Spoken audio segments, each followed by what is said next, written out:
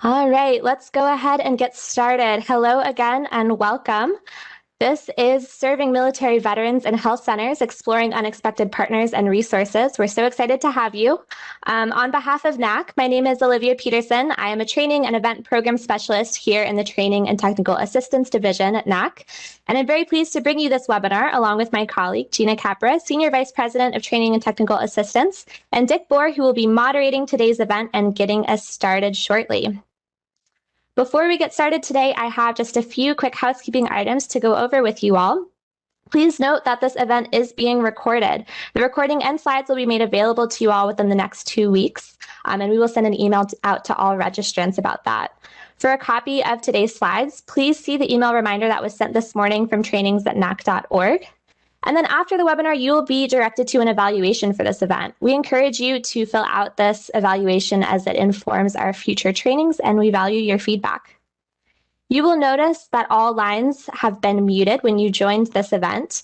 If you have any issues with your audio, we recommend calling into the webinar, which you can do by going to the unmute button at the bottom of your screen and clicking the little arrow next to it to open the audio options.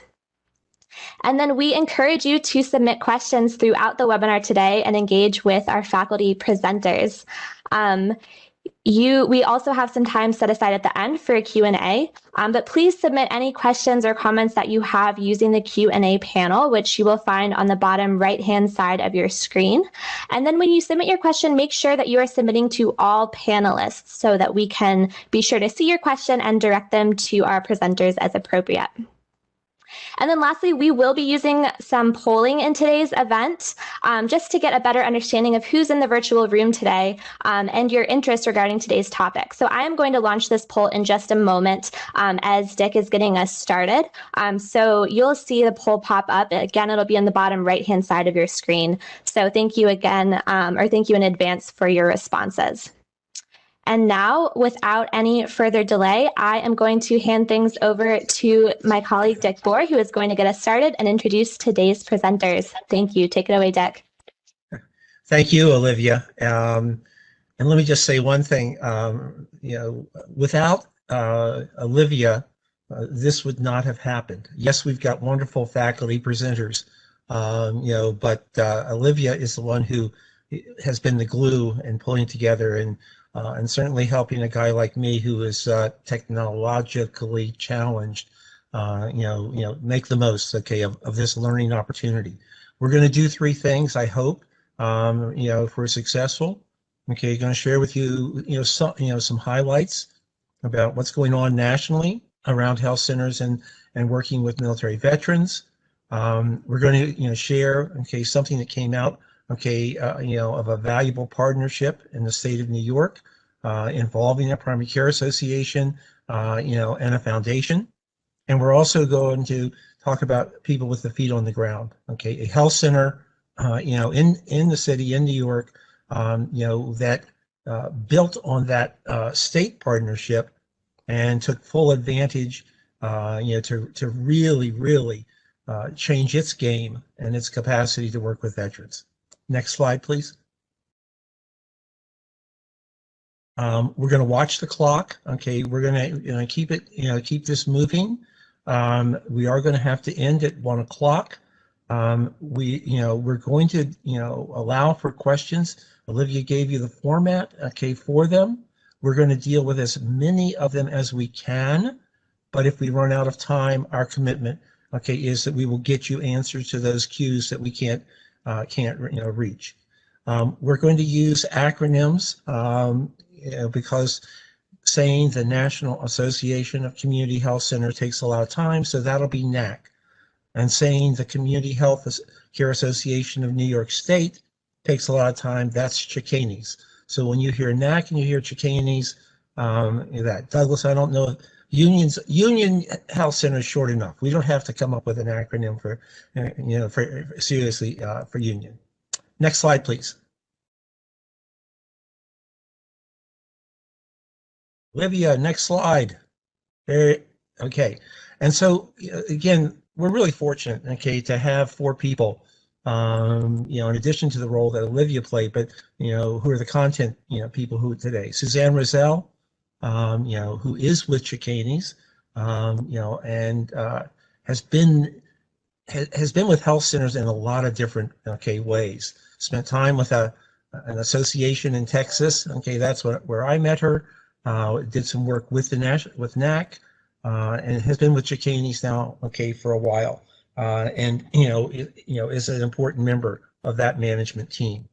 Derek Coy, is with a foundation, the New York State Health Foundation, which go to their website, because I think it's a foundation whose annual priorities resonate with the work of health centers, and again, and the work that Derek, that the foundation that you're a part of, the work that you've done over the years is powerful, and the partnerships that you've built both with Chicanes, but with the individual health centers, and Derek is point within the foundation on work with veterans. Douglas York, is CEO, of Union Community Health Center in the city, and has been pushing the ball down the field in the work,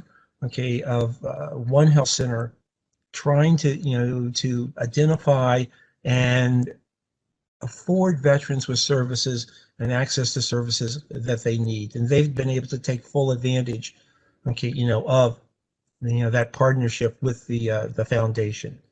And while it takes a leader, it also takes somebody who's going to get the actual work done. And Raul Gonzalez, who is also, with Union Health Center.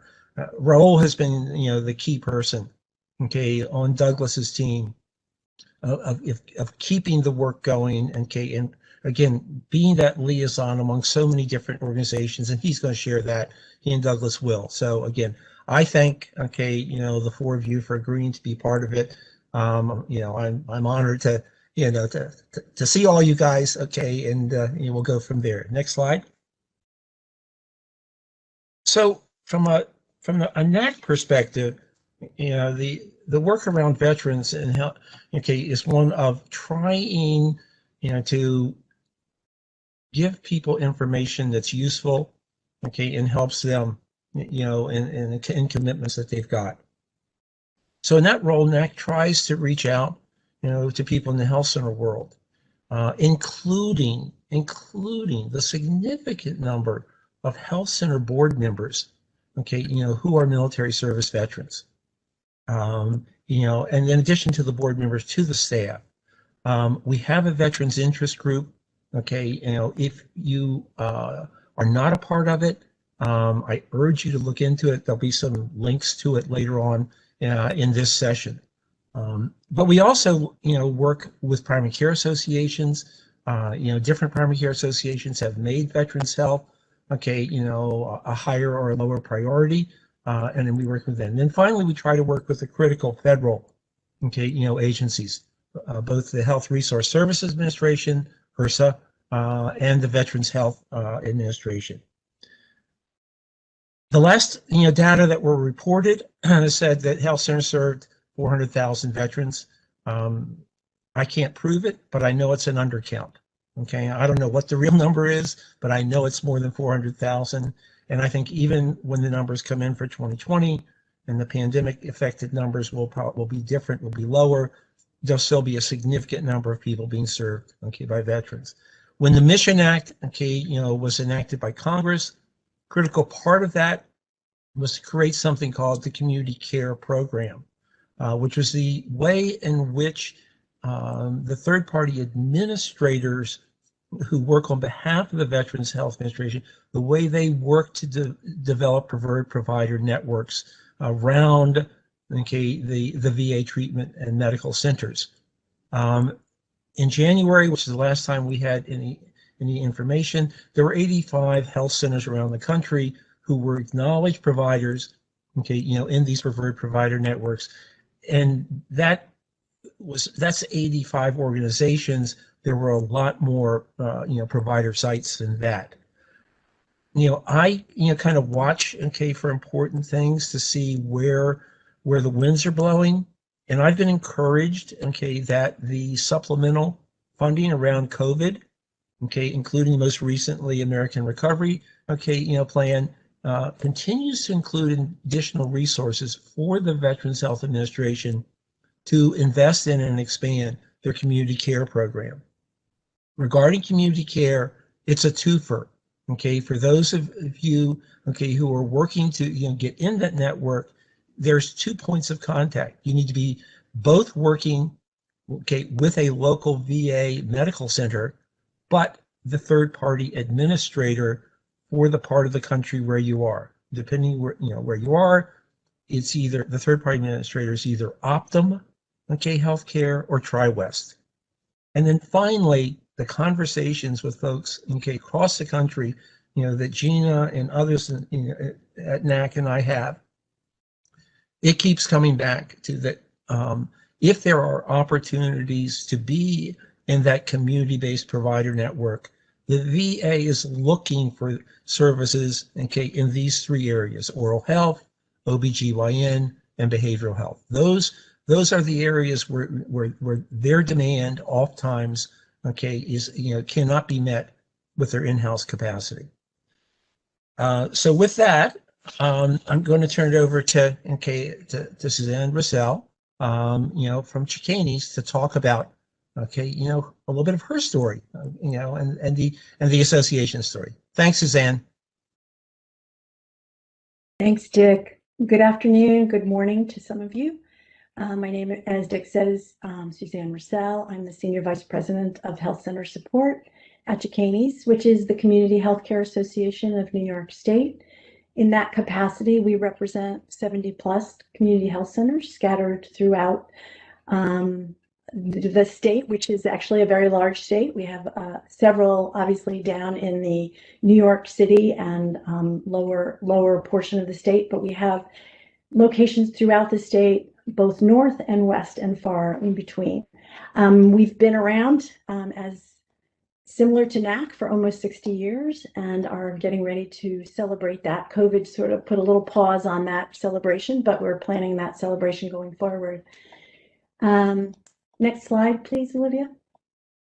So New York State Health Centers serve 2.3 million New Yorkers a year, and like you, serving other states, health centers in other states and PCAs, we serve those who are most vulnerable and who face considerable barriers to care. I think for us, we really looked to our partners at NAC, and I think Dick Bohr in particular has certainly been a banner and a voice for the veterans' access to community health centers care for a very long time. But we really have relied on our partners at the federal and state level to really bring us, up to speed on the issues confronting our veterans and their families. In particular, in 2018, with the passage of the VA Mission Act, our New York State Health Foundation really convened a really powerful and meaningful session and brought together several key speakers who talked about the Mission Act and the impact of that and the issues of access and the populations that comprise veterans and their families. And it was very clear to us at Chicanes that those veterans and their families are the people we already serve and should be serving more of. And so, we've learned from our partners at the New York State Health Foundation, as well as from NAC, who also has convened very many sessions. And I would note, and I would echo Dick's point that I think that we really are undercounting our service to veterans. And I think that's some of the work that NAC has really been helpful and supportive of us at the PCA and the health center level to really do a better job of documenting when we are serving veterans and their families. In New York, in particular, we've seen a considerable growth in the number of veterans being served. We currently, based on 2019 UDS, serve 21,000 patients who are identified as veterans, which is a 53% increase over 5 years. And we've also seen an increase in service to veterans that's at a much faster pace than the sort of comparative to other patient types. However, having said that, veterans currently only represent about 1% of our New York State Health Center patients, but they represent nearly 4% of New Yorkers living in households. So we have a lot of work to do, and I'm here just to say that we at the PCA supporting our New York State Health Centers couldn't do it without our partners at NAC, and certainly with our strong supporters at the New York State Health Foundation, who have supported us with resources, information, as well as funding to position chicanes as well as our health centers, who are really on the ground doing the work of this to make access available to veterans and their families. So I'm more than happy to be on the panel with our strong partner at the New York State Health Foundation, and in particular, Derek Coy, who is the Veterans Health Officer at the Foundation, who's going to talk a little bit about all of the tremendous work and really should look on their website for a lot of the resources they have, particular and specifically around veterans. But with that, I'll turn it over to Derek. Awesome. Thank you so much, Suzanne. Greetings, everyone. I hope everyone has been having a great day so far. I'm excited to be chatting with you all today about health challenges in the veteran community, as well as the work of NYS Health that has been focused on addressing some of these complex challenges. Of course, I want to thank NAC, Chicanes, Dick, Suzanne, everyone for putting this together. Really tremendous opportunity. And of course, thank you all for the work that you all do in your communities when you're not here today. As Suzanne mentioned, my name is Derek Coy. I'm the Veterans Health Officer at NYS Health. I'm a former Marine Sergeant and veteran of the Iraq War, and have spent most of my professional career in the nonprofit space. Throughout this conversation, I'll start with the contextualization of who makes up the veteran community. This is, of course, a very important thing to understand, in addition to the challenges they face, as well as opportunities NYS Health and other funders have identified and made the most of. I hope and believe the work that we have done has been responsive to the evolving needs of the community. So I'd like to tell that story of this evolution through the work of NYS Health over the past 15 years. I'll also discuss some larger trends that we see in philanthropy with the hopes of encouraging future collaboration and replication of evidence-based programs. One of my favorites being between NYS Health and Union Community Health Center, which you will definitely hear more about after this. So to kick things off, who are these veterans that we're all hoping to serve? Well, to be honest, this is a question that is shockingly not as easy to find out as many in this space would hope, myself certainly included. It's safe to say that the veteran population is anywhere between 17 and 20 million veterans currently throughout the country. But the reason I have to give such a broad estimate is because of a recurring problem we in the community face. And that's just, we don't track veteran status as well as we should, certainly not as well as we could. And this problem is twofold. So one, there are so many definitions of what a veteran is. Even veterans themselves aren't sure if they meet the criteria. Some think, well, I was in the military, but I didn't serve overseas, so I'm not a veteran. Maybe I served overseas, but I didn't serve in combat, so I'm not a veteran. Or maybe I only served for 2 or 4 years. So we in the veteran community aren't sure, which makes it obvious perhaps that folks that are outside of the veteran community aren't sure what exactly makes a veteran. Secondly, most places, be it city, state, or federal agencies, do a really terrible job of screening for veteran status. One of the best ways that you can do it, because it is such a complicated question, is simply by asking, did you ever serve in the US military? And that's probably one of the best ways that you can. So we're left with these estimates that are really an aggregate of a lot of other estimates. On top of that, VA is kind of the authority on population in general. And even what they do are at best usually projections. So since the average age of a veteran in the US is nearly 60, with a larger portion being older with high comorbidities, we lose a substantial portion of the veteran population each year, especially the World War II generation. So this has been true of most years, but especially these last 15 months when the COVID-19 pandemic has disproportionately affected those with high comorbidities, the elderly, and in places like nursing home facilities. These are all places or populations that likely disproportionately impact veterans. In addition to the continued loss of our older generation of veterans, the community is growing increasingly diverse as well. Thanks to changes in federal regulations, women, which are the fastest growing demographic in the veteran community, worth repeating that, women are the fastest growing demographic in the veteran community and are now able to serve officially in combat roles, and branches have increased recruiting efforts to retain women service members. Similarly, minority veterans are serving in record numbers as well, with nearly half of the active duty military being a racial or ethnic minority. And that's gradually changing, of course, the makeup of the veteran community as well. But all veterans have the exact same health issues. And once they get out, they all have free, wonderful health care from VA. So it's all good, right?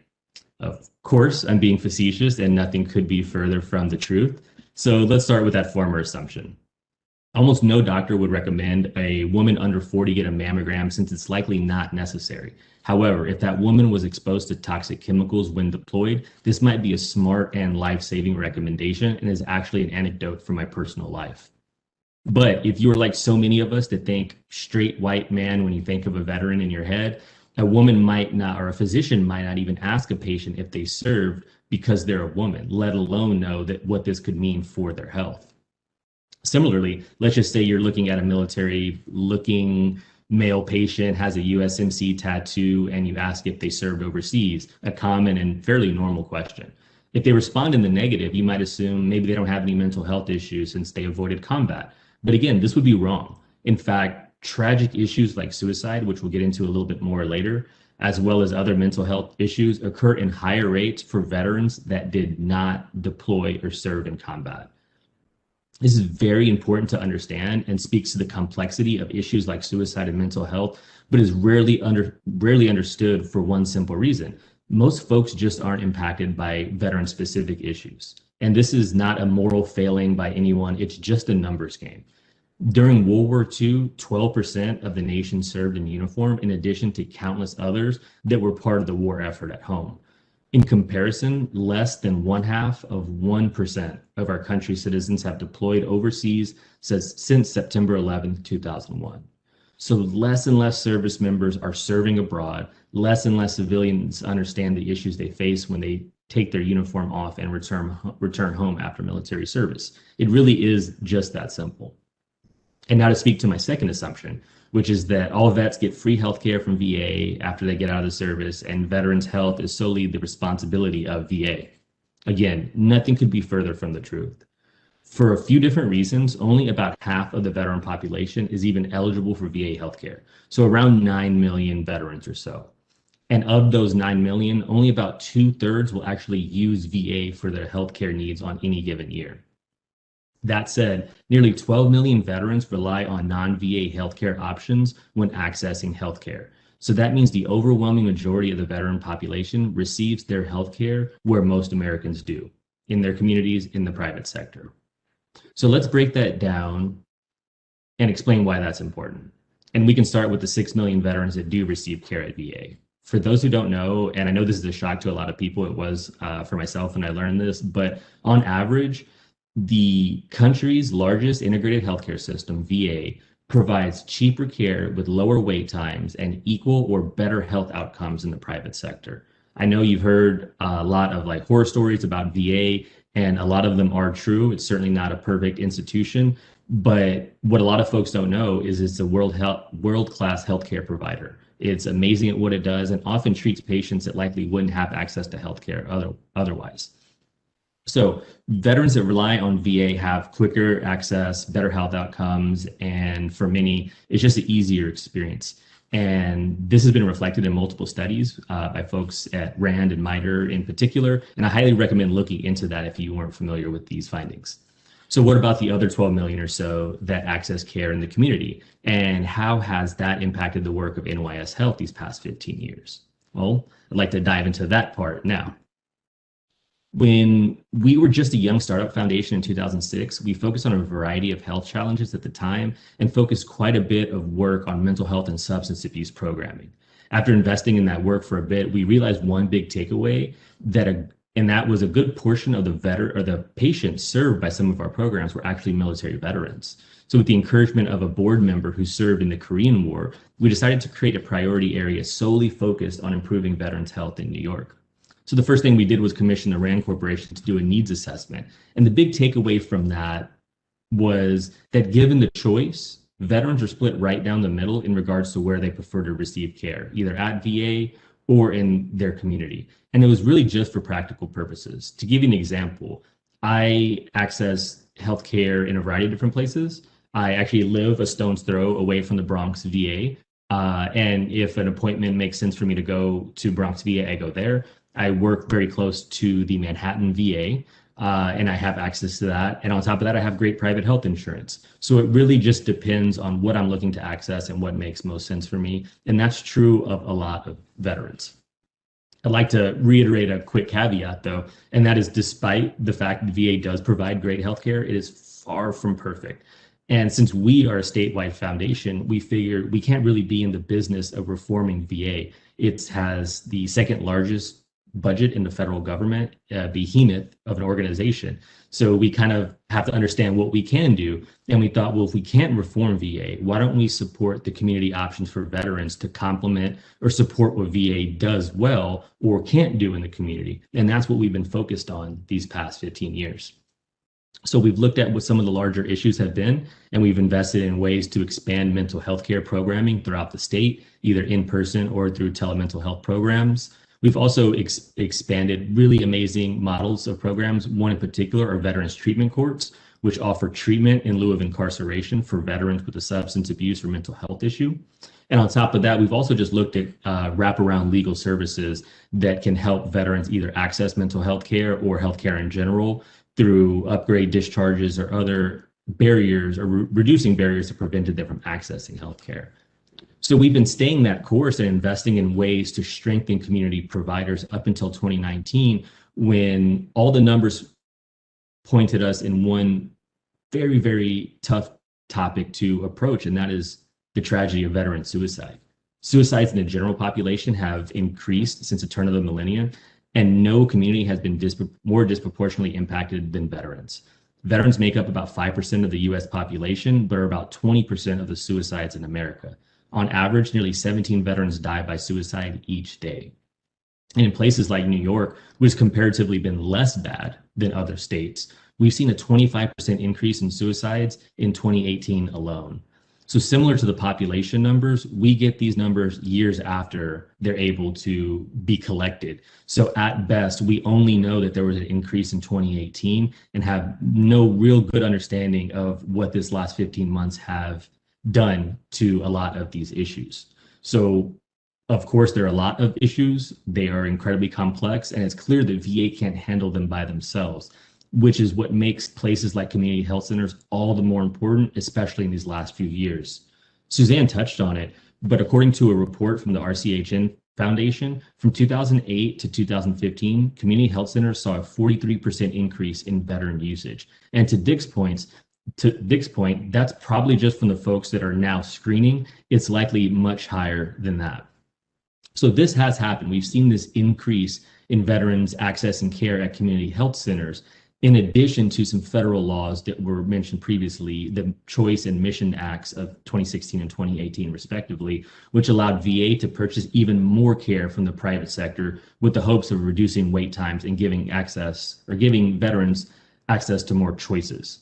So to put this in perspective, out of the 20 million veterans, and about half have access to VA healthcare, and then the 2/3 that actually use it, about 1/3 of those appointments that VA actually handles are purchased in the private sector. So this just reiterates the fact that not only is VA not even close to being the largest provider of healthcare for veterans in our country, it really leans on a lot of folks like community health centers in particular. So this speaks to the importance not only of understanding where veterans are, what their needs are, and where they access care. It's also important to understand how we can ensure access. So while VA is purchasing more care, for us at a foundation, we looked at this opportunity to, again, strengthen community options, community health centers being one of them. So we were ecstatic when Dr. York had reached out and mentioned this idea that they had that would not only strengthen a community option, but also strengthen the relationship between VA and community providers, because they do rely so heavily on each other. VA trains about 7 to 8 out of every 10 doctors and nurses throughout this country. So it really is a relationship that goes both ways. So as we're seeing these trends change in healthcare, certainly the pandemic has changed a lot of things throughout our country, and we're learning how best to respond to them. So for us at a foundation, to see what Union has done has been tremendous for us personally, because it's such a win for the foundation. But we see this as a larger win because what we hope is others will take from the model that Union and Dr. York have been able to put together and replicate it in communities elsewhere, because a lot of these issues do span the nation. So I'm really excited for you all to hear more about this unique model that Union has put together, and also would love to continue to be a resource for you all. Philanthropy, like a lot of things, have changed drastically over the last 15 years. With the war, hopefully in Afghanistan, coming to a close after 20 years, there have been so many changes, and we in philanthropy are likely one of the few folks that are able to be as nimble to respond as to quickly deploy funds and have a better understanding of what's happening on the ground. So we look to folks like you all to help inform us about how we can make an impact in these communities, and really, really do rely on you all. So the better you all understand the communities and the clients that you're providing services to, the best we can invest in organizations like you all. So I'd love to turn it over to Dr. York now so you all can hear more about their innovative model. I'm very, very excited to support the work that they do, and again, would love to be a resource for you all moving forward. Dr. York, I'll let you take it from here. Derek, thank you so much. The work that we're about to share with everyone here on this WebEx today would not have been possible, certainly without Derek's individual and organizational commitment to veterans, as well as that of Chicanis and NAC. So we're very excited to share this model with everybody and get into some Q&A. So let's move on. I'm Douglas York. I'm the Chief Executive Officer here at Union Community Health Center. Bio's there. You can read that later. Let's get into some of the meat. Let me give you some framework for the organization that's doing this work right now. Union has been around for over 100 years. We've been operating continuously since 1909, evolving out of a community hospital, and have grown tremendously ever since. Fairly large health center providing comprehensive medical, dental, behavioral health, and most specialty care as well. We presently have 7 locations in the Bronx, and fortunately 2 brand new mobile medical and dental units as well. Our operating budget's about $45 million. We have 350 employees. On our last UDS, we have 38,000 unique patients, and we result in about 180,000 patient encounters a year. Like many of you, the residents we serve are sadly the poorest that are coming to our centers right now. Bronx County ranks the poorest in New York State, with 63% of our residents at or below 200% of the poverty level. Robert Wood Johnson has rated Bronx County as 62nd out of 62 New York State counties for health outcomes. Sadly, that's at the bottom. Bronx County has over 40,000 veterans, yet only 25,000 of them are enrolled at the Bronx VA, meaning tremendous opportunity to provide services here in the Bronx. What are some of the organizational infrastructural enhancements we had to make to get this program off the ground? First of all, we had to identify organizational champions. On the leadership level, that's myself. And having your chief medical officer be a staunch supporter and advocate for veterans as well are critical, so we can set the tone and the model for the entire organization.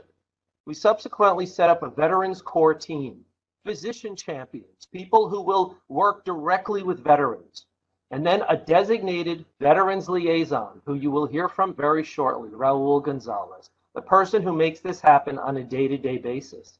But yet there's also a business component, a regulatory component, and a public affairs component. The business director was critical in making sure that we had proper contracts in place so we could legally and financially engage veterans. Public affairs, many stakeholders involved in this, and everyone needs a seat at the table, both inside your organization and outside, to make sure that we have the structure in place to do the work we need to do. Care coordination, lots of logistics, unique service needs for veterans, and someone has to handhold those needs from service to service and make sure that continuity of care is provided. Our partnership with the New York State Health Foundation was critical. We would have not been able to launch this program without their support. Many of you have organizations in your states that could be sourced upon by your PCA to help you with initiatives like ours. Health Share Record Management, that actually is the referral database for the VA system. Union Community Health Center is in that referral database. So VA providers can refer their veterans to Union for services. Contractually, we set forth contracts with Community Care Network, Optum, for medical services, and LHI Dental for dental services. And remember, there are select services that are approved under this, but you need to be in both of them. We modified our veterans registration intake and our electronic health record. As Derek shared with you, capturing veterans is very, very difficult. Most of you have a simple question in your EHR which says, are you a veteran? That is incorrect. That does not capture veterans or those who serve.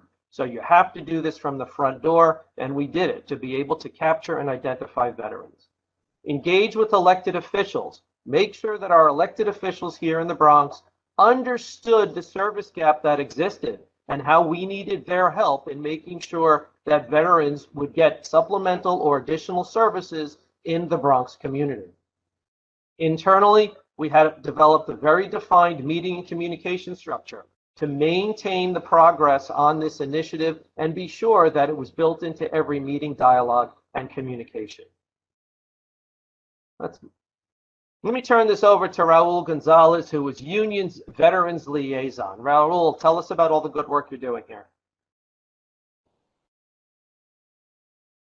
Thank you, Dr. York. I want to first acknowledge any service members who are part of the audience and to thank them for the service. And I want to thank NAC for the opportunity to showcase our Veterans Liaison program. Identifying our veterans in Union. As part of our strategies, we started a talent search and identify staff who had either served or have family members who have served. By simply asking, we found that some physicians, some support staff, and some security staff were in fact veterans, but never let anyone know. One of the most important aspects of working with veterans is acknowledging the uniqueness and providing them with the respect that they deserve. So Union, along with the local VA Vet Center, collaborated in a cultural competency training for all staff. This training provided staff with knowledge of veterans issues and how to work with veterans, and helped to ensure that staff was aware of the challenges that veterans face while in service and after discharge. And for our clinicians, it also helped to identify the issues that were very veteran specific and help encourage and foster respect for what each and every veteran has experienced. In Union, we utilize our electronic health record in order to schedule appointments and provide reminders. So we also use that EHR in order to let people know about the liaison office. So our messaging is quick and effective. Are you a veteran? Anyone in your family served in the U.S. Armed Forces? Union has a veteran liaison office to assist you. Contact our liaison. In a sense, also, we are an extension of the VA health system. Our local VA hospital was instrumental in the early stages when we needed to establish Union as a provider. They provided guidance about the Community Care Network, and they directed me to get the necessary tools to make the job easier, including training and ongoing support. We integrated the program to all aspects of Union. So now security personnel know where the Veterans Liaison Office is located. Registration staff is aware of the need to identify veterans in our health record system. Our behavioral health staff now makes referrals directly to the liaison when they have a veteran patient and needs services. They do this now as part of the culture that was built. And to remind all personnel about the liaison and the services available, I attend clinical team huddles. In these huddles, physicians, nurses, care coordinators, and reception staff have the liaison remind them of the liaison office and the services that we provide. In addition, on a weekly basis, the care coordination director and I provide updates to the various committees at Union. This is so the executive staff remains aware of the work of the Veterans Program and the needs of those who we work with. Monthly, we also keep the board up to date on all aspects of the program to ensure that members maintain veterans in the forefront. As you will see in the following 3 slides, we maintain a visual presence through all locations. As any patient walks into any of our 28 registration areas, there are signs with the Armed Forces logos that encourage patients to ask staff about the veterans services. In all entrances, we also have signs with the Armed Forces logos that provide information about the liaison program. Some of these signs include card holders with my contact card. This makes it easy for someone to simply take the card and contact me at their convenience. And then, of course, we did some decorating to ensure that veterans and their families come to an environment where they feel welcomed and appreciated.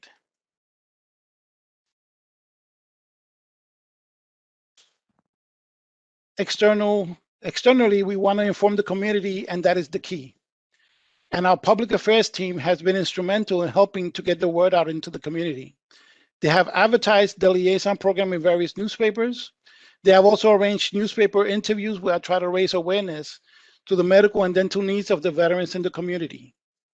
We are part of the VA Community Care Network, and as a FQAC that is enrolled with the VA CCM program, we are part of the VA health system, and we show up when a veteran searches for VA service providers on the VA's website.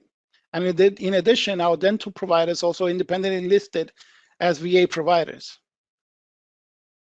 Now, this membership with the VA's Community Care Network allows us to have a direct link to the VA for referrals, record sharing, and pre-authorizations, and allows me to communicate directly with the VA health system through their HSRM, which is the database. Now, maintaining an enrollment in HSRM, along with Optum and HI, which are the third-party administrators, helps us to deal with pre-authorizations and insurance issues that in turn makes for a smoother process when a veteran receives service.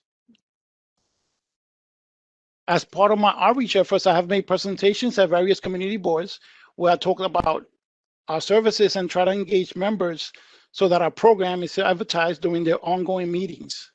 Among the planned activities now we are working on is providing our medical and dental vans at various locations suggested by the boards where veterans may be able to have easier access without the ongoing fear of COVID infection. I have also conducted outreach at various colleges, universities, and houses of worship to promote our liaison office. And I've gone to food pantries to distribute materials. I have encouraged staff at those food pantries to provide direct contact information for any veterans that need medical and dental services. Lastly, we continue to work with the New York City Department of Health and Mental Health Service to ensure that we are included at all available veteran databases. Our future strategies include developing creative art group settings for veterans, simply to provide a community space for veterans to get information and discuss their needs. At Union, like any other health center, there are changes in personnel. So we are expanding our original cultural competency training that we have on video, and we will continue to educate staff on issues that will better serve our community of veterans. And as our outreach efforts grow, so will our ability to receive referrals for our specialty services. Now, while this program was not intended to be a case management program, we will attract veterans by providing services that address their specific needs. So we will work with specific organizations to assist veterans with issues like pensions, legal matters, and to help them find the services that they're entitled to, but that some veterans simply do not know that they qualify for. Together with other veterans service organizations and community partners, will help provide the assistance where it's needed. As a liaison, I want to make sure that the liaison office remains visible within our facilities by reminding staff of the liaison office and by reiterating that the office welcomes veterans, anyone who served, and of course their families. As the program grows, we will continue to analyze data from the various clinics and specialties to find out what services are most used by the veterans community. And that data that we collect will help us to determine where to put our efforts and to eventually make decisions for further expansion. Externally, what better way to advertise our services in the community than taking advantage of our large medical and dental vans? Together with our partners in the veterans community, we have already targeted neighborhoods that have higher concentrations of veterans as possible locations. For me, I will continue to expand our outreach services, and we'll be attending more community groups as they open. We will be visiting veterans posts, and we'll continue to outreach with veteran-specific agencies to advertise our services. And of course, none of this can be done without the proper funding. So we will continue to look for ongoing sources of funding to maintain the program, as well as expand it by sponsoring ideas that will make the program a go-to.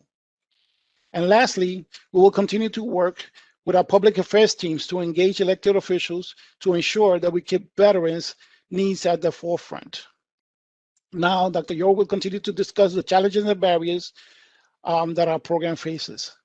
Thank you, Raul. So even though we're very pleased with how this program is going, there of course are challenges and barriers. The first is that we generally collectively have healthcare access hesitancy. Most of us have not returned to full volume. Certainly, veterans are a population that we have to continue to target and encourage them back to a safe healthcare environment. So that certainly has been a current challenge and barrier for us. Secondly, an overall lack of awareness by veterans of the Mission Act and care options that exist outside of the VA health system. Many are still not aware that they have other options at their disposal, and most often right in their local FQHC. Third, data collection systems are not designed to identify veterans or flag eligibility, and they're very difficult to modify. Many of you have gone to cloud-based EHR systems, as we have here at Union. The problem with that is that it's a standardized platform, and if it's modified just for your health center, it's often modified for the entire platform that is used by others. We continue to work on encouraging those large EHR companies to modify their general cloud platforms to properly collect and track veteran data. Another challenge, the VA healthcare facilities often do not communicate care options to veterans outside their system. So we have the overall lack of awareness by veterans, but we also potentially have a barrier within the VA that they're not often advising veterans of other options. Another one, when referral options are available, VA providers are often either unaware, or if they are aware, they cannot initiate directly to an FQHC. We shared with you that Union Community Health Center is in the local VA referral database. However, sometimes internally, an individual provider may not be authorized to issue that referral even to some organization in the database. Also, maintaining service offering visibility in the health center is a challenge. Okay, Raul shared with you that we have a lot of visuals. You have to keep that up in every single area where a potential veteran may touch. We have 7 locations. We've got a lot of sites, a lot of services. Every single service area must somehow trigger the thinking in somebody's head that they may be eligible for services or a family member. Ensuring customer service, very hard in FQHCs. Anyway, we have to make sure that the promise we have to veterans is kept and that it's reflected in the customer service model that we provide. And then finally, the goal would be to establish your center as the choice option for local veterans outside of VA providers. There are other providers available, but FQHCs are uniquely qualified to be the provider of choice in their area. So let's see, what can you do right now as an FQHC to get ready for veteran service delivery? 8 items. Identify an organizational champion. Has to be a senior person, either a clinical executive or somebody who has the authority and the motivation to see this through. Secondly, identify all your stakeholders. Physicians, employee veterans, elected officials, have a lot of people around the table so that you can work collectively to form a solid veterans program. Third, train all staff on cultural competency, not just those who interact with veterans. Every single staff member within your organization needs to be culturally competent in veterans health services and the issues that impact uniquely to veterans. Fourth, join VA Community Care and the LHI networks. You need a financial platform for sustainability, and being part of the reimbursement structure, even often for the limited services that are offered through these third-party administrators, is critical to having a successful program. Modify your electronic health record to pivot towards veteran data collection and identification. It's a lot of work, but it's worth it. Create a veteran-friendly environment, welcome signage, military branch logos, and resource material throughout your FQHC. We are proud of the veterans in our community. We want to demonstrate that, and we want to share with them that they are not only welcome here, but we will take care of them. Seventh, create and use your referral platform that you use for all your patient populations. We use a platform called Aunt Bertha. It interfaces with our Athena electronic health record, and it provides social system support referrals in the Bronx community, and we can connect our veterans to those services. Finally, integrate veterans programming issues into all standing meetings and agendas. Veterans affairs, veterans issues should be on every clinical, financial, and regulatory agenda item. Everything we do can impact veterans' healthcare. Those are some helpful tips we hope all of you can take with you and implement in your own FQHC. So Dick, thank you. I'll turn this back to you. Okay. Suzanne, Derek, Douglas, Raul. Okay, thank you for sharing. Gina Capra, okay, has been, watching to see if there are Q&A opportunities. Here's the contact information for the folks that you've heard, speak today. I'm going to make, 3 points. 2 are, comments, and 1's a question.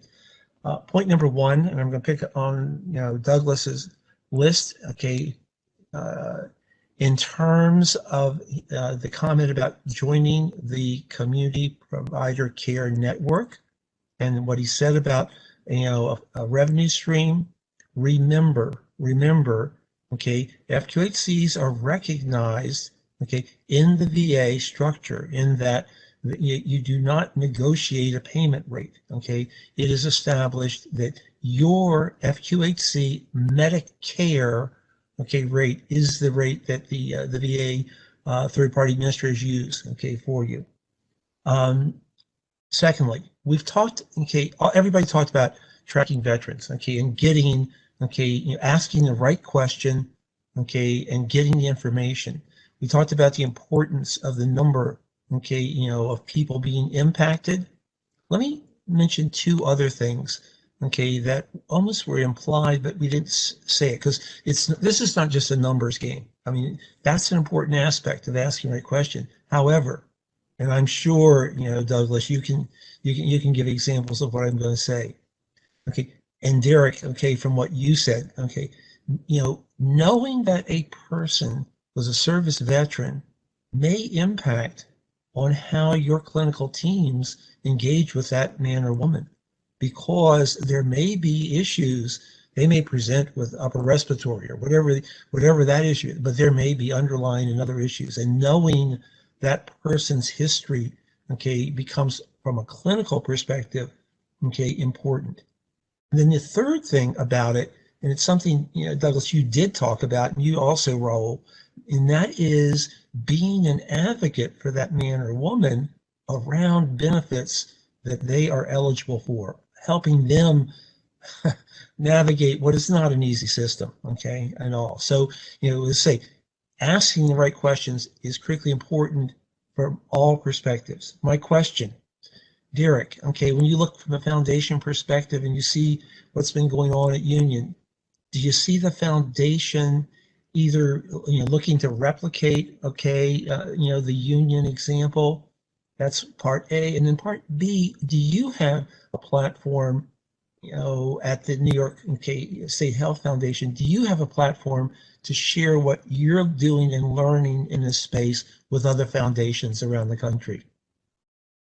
Yeah, absolutely. Great questions. So I think as far as replicability, absolutely. And I think it's that and. So we want to replicate, for sure, but then also strengthen, because I think one of the great things about what Union is doing in particular is that it is pretty novel. So they're working out the kinks, they're learning, they're figuring out what's working, what's not working.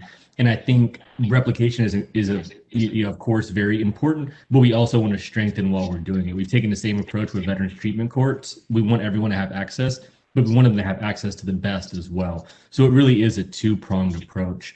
And for us, what we do with other funders as far as sharing information, we try to do it, any opportunity that we have. So I'm part of a few veteran funder organizations where we do share great examples, bright spots like Union in particular, because more often than not, it's not too difficult to share a program that works in New York City that might also work in Chicago or Houston.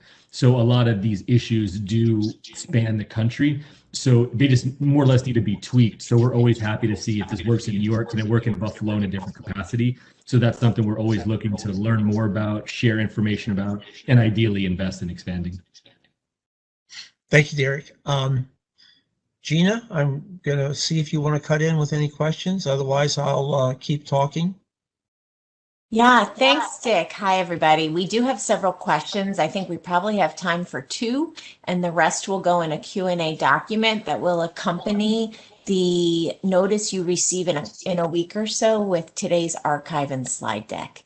So I think these 2 operational questions are really for Doug and Raul, which is number 1, what should veterans do who experience difficulty from the local VA medical center when they request a referral through the Community Care Network program? So a real nitty-gritty question there. And the second related is, how does a veteran find out if they qualify for Medicaid? So in the context of your health center operations, could you answer those? Raul, do you just want to Sure. comment first, please? Yeah, good. Yeah, sure. Well, first of all, there is some resistance when it comes to making referrals to outside providers, even within the Community Care Network. So one of the things that the veteran should do is definitely contact the patient advocate at the hospital and inform them that the facility or the specialist that they are trying to get to see is part of the Community Care Network, so they could make the referral directly to us. And they could do that through the HSRM if they are able to, if they are aware of it. Sometimes the provider is not aware. So we want to make sure that they are aware, and if they are just resistant, then they should talk to the patient advocate to make sure that they are able to get the referral directly to us. And supplemental to that too, Raul, in conjunction with one of our case managers, would then do a proactive outreach as well, if in fact there isn't a good connection there, and we will take the lead on that. Right. Thank you so much. And also, how does a veteran at your health center find out if they qualify for Medicaid? Well, Medicaid is needs-based, and it's based on income in New York State. So basically what will do will be just making the referral through the actual Medicaid platform.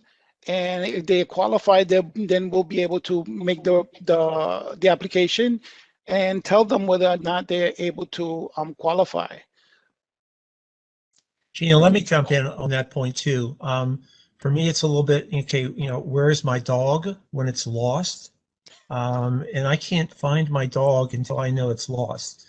It's back to a point I made about asking the right questions, okay, finding out that the person is a veteran, and then having a commitment, to work with them around what they're eligible for in terms of benefits. I did not, maybe I was too narrow. Beyond just in case, what they're eligible for as a veteran, including things like Medicaid or the marketplace type stuff, etc. So again, it's back again. You got to start with a champion, Douglas. I'm totally with you. Don't get me wrong. Okay, but you've got to then find where that dog is when it's lost before you can do anything with it. So,